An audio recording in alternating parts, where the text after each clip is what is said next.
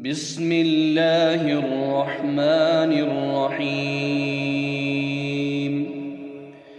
سبح اسم ربك الأعلى الذي خلق فسوى والذي قدر فهدى والذي أخرج المرعى فجعله غثاء أحوى سنقرئك فلا تنسى إلا ما شاء الله إنه يعلم الجهر وما يخفى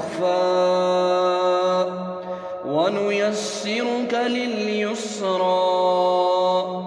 فذكر إن نفعت الذكرى سيذكر من يخشى ويتجنبها الأشقى الذي يصلى النار الكبرى ثم لا يموت فيها ولا يحيا قد أفلح من تزكى وذكر اسم ربه فصلى بل تؤثرون الحياة الدنيا